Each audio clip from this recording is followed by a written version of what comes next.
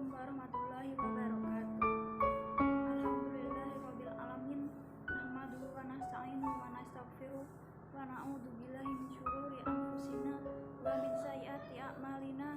May yahdihillahu fala mudhillalah wa may yudhlil fala hadiyalah. Asyhadu an la ilaha illallah wa asyhadu anna Muhammadar Rasulullah. Allahumma sholli ala sayyidina Muhammad wa ala ali sayyidina Muhammad. Pancasila dalam perspektif Islam. Pancasila pada hakikatnya memiliki multifungsi dan kedudukan bagi negara kesatuan Republik Indonesia, yaitu sebagai jiwa bangsa Indonesia, kepribadian bangsa Indonesia, dasar negara Indonesia, pandangan hidup bangsa Indonesia, sumber dari segala sumber hukum bagi negara Republik Indonesia, perjanjian luhur bangsa Indonesia pada waktu mendirikan negara, cita-cita dan tujuan bangsa Indonesia. Pancasila juga bisa memainkan peran strategis sebagai pemersatu bangsa Indonesia yang memiliki keragaman suku, agama, dan ras. Pancasila tidak hanya eksis, melainkan juga fungsional. Pancasila seringkali dipertentangkan dengan agama, padahal tidak harus demikian. Bagaimana Pancasila dalam perspektif Islam? Kita sangat menyadari bahwa Pancasila merupakan pedoman hidup bangsa Indonesia. Sementara itu, Islam merupakan pedoman hidup manusia di atas bumi untuk kehidupan di dunia dan di akhirat.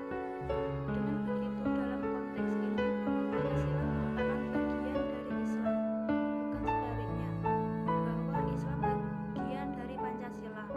Kita harus semakan pandangan ini untuk menghindarkan diri dari salah tafsir yang bisa melahirkan potensi konflik yang tidak perlu.